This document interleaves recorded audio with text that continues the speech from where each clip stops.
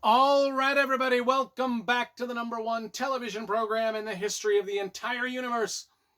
I am Brian Lee Durfee, author of The Forgetting Moon, The Blackest Heart, and The Lonesome Crown, all three books published by Simon & Schuster's Saga Press. Today I'm going to be reviewing A Tale of Two Cities by Charles Dickens. For some reason, I have three different versions of this book.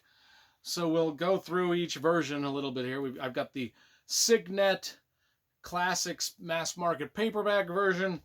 I've got the Wadsworth Classics version and the Penguin Classics version. And I will tell you, of the three, let's see which one I like the best. The covers, but all of them have I do know that some of them have some great artwork on the inside, if I can find it. Yeah. Some of these have some kind of cool illustrations on the inside, like the Wadsworth Classic and the Penguin Classic had some great illustrations. So that's the benefit of having the little slightly bigger versions. The little mass market paperback didn't offer much as far as artwork. But let's see the covers first, because I love graphic design and cover illustration. I don't know if I'm a huge fan of either. None of them really stand out. I kind of dislike this one quite a bit. I don't know if it really is doing a lot for the thing. But these are kind of equal. I like the gallows pole in this one. But I also kind of like the action in the black and white nature of this version. But anyway, which one should we hold up for the remainder of the video? Let's hold up the little one. Let's hold up the little one. So this is the first ever classic novel I was ever asked to read in high school. I don't even know if I was in high school. It might have been junior high. I was way too young to read it. I was probably 13. And I know that in those days, my teacher in that class, he made us read The Lord of the Flies, Of Mice and Men, A Tale of Two Cities, and then we could choose a book of our own that was a classic, and I chose Ivanhoe. So those were the four books. And I don't think a 13-year-old should ever be reading any of them. Maybe Lord of the Flies, maybe, I don't know. But anyway, A Tale of Two Cities was not, I fucking hated it at that age. Not only did I have to read it and take all the quizzes and do the little report, but since I was a good artist, I was like in my high school, I was known as the great artist of the high school. My teacher made me, talking about the illustrations, my teacher made me do him a drawing of Madame Defarge, who's a character in this book, and I had to do a drawing for him. So not only did I have to read this fucker in at a young age when I shouldn't have been, and take all the tests and quizzes and reports, I had to illustrate the thing. I had to illustrate it for my teacher to get a grade. I've hated it ever since. So I thought I'm going to reread it and see what I can get out of it as an adult. Maybe I can get more out of it as an adult than a kid. Please, for the love of all that's holy, teachers, do not. We want our children to love reading. That's why I do this channel, is so people will love reading. That's why I review everything from this kind of thing and Tolstoy all the way down to Dragonlance novels and Twilight novels and Harry Potter. Everything. But for the love of all that's holy, please, teachers, stop having kids read this kind of stuff when they're too young for it. Please, it just makes them hate reading. And I was a big reader in high school.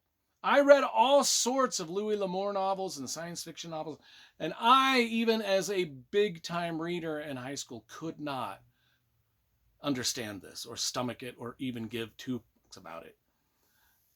How do I feel about it at the second reading? Well, I quite appreciate it a lot more. In fact, I found a lot to really like about this. Back in high school, when I was struggling through my issues with this book, it was the best of times. It was the worst of times. It was the age of wisdom. It was the age of foolishness. It was, if you've read the book, you know what I'm talking about. You know what I'm talking about. Anyway, the story itself takes place in 1777. That's right, 5 minutes into the video, we're actually finally getting to the review. Whenever I ramble on about myself for 5 minutes before the review, the comments section blows up with, so just get it out of your system right now. Just type in, I'm a dumbass. Just type it in. 5 minutes and 25 seconds in now. We're finally getting into the, starts in 1777. It opens setting up the time period we're living in.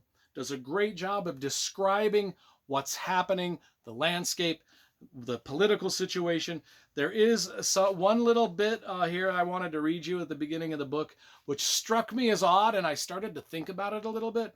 But this is the passage. Under the guidance of her Christian pastors, she entertained herself, besides, with such inane achievements as sentencing a youth to have his hands cut off, his tongue torn out with pincers, and his body burned alive, because he had not kneeled down in the rain to do honor to a dirty procession of monks, which passed by within his view at a distance of some 50 or 60 yards.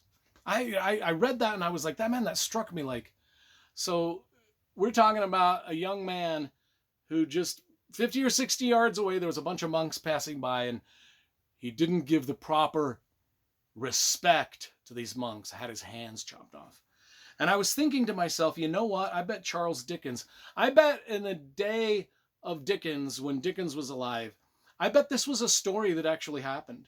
And he was throwing the details into his book to make a point. Like, hey, this is something that everybody in England and France knows about, this young man that got his hands chopped off for not bowing down to the monks. And I'm going to throw it in this book to make a point about the time we're living in and the time that this, book is taking place in anyway. Because I think it was written in 1859. It was serialized in a magazine. In his own magazine, Charles Dickens had his own magazine. It was serialized in that. But it takes place in the year, what was it, did I say? I can't remember what year it takes place. During the French Revolution. Anyway, 1777 is when it takes place. So it sets up the time period, describing the set of how England and the governments, how nobody trusts anyone. And then on page 34, there was another passage that kind of was a good description of what was going on at the time. This is the living conditions of the people at the time. The mill which had worked them down was the mill that grinds young people old. The children had ancient faces and grave voices, and upon them and upon their grown faces, and plowed into every furrow of age and coming up afresh, was the sign of hunger. It was prevalent everywhere. In other words, even the little kids looked like beaten down old people in this story, because of, it's just anything prior to 1930 was probably pretty rough going on this entire planet. And Charles Dickens just is doing a great job of describing that in this book, which I think is the point of most books. That's why we have the phrase Dickensian. It's a very Dickensian story. In other words, it's a very grim, people are starving, life sucks type of a story. And this is what Charles Dickens is setting up. In high school, didn't care. When I read this back then in junior high or whenever, I didn't care. Now I'm like, man, I appreciate the time in which I'm living in. Just after reading the first 100 pages of this book, you're just like going, oh my God, these people have it rough. No wonder there were revolutions. I mean, he describes the grim and the grungy dirtiness of this time and place. He describes it from the everyday stores and shops that they shop into, the prisons and dungeons of the Bastille, through the jokes that the commoners make about themselves and the guillotine and and just grave robbery and just different things, and the revolution that's coming, and the Victorian age politics. It's all just layered in here expertly. And I really was appreciating just how awful it must have been to live in a Dickensian era, and how grateful I am to live now. The unforgettable scenes. Let's just talk about the book and the plot a little bit, but not too much. Unforgettable scenes of equality and not equality, but the inequality of the rich and the poor. Unforgettable characters, like of course I've already mentioned Madame Defarge, the revolutionary, the wife of the shopkeeper, just sinister man. She was kind of a sinister character a little bit, knitting her patterns of death as she sits in the back of the shop, then becomes a revolutionary. A gentle Lucy Minetti, devoted to her broken father, which is kind of a sad side plot that we get. Charles Darnay, the lover with a secret past. That's another side plot.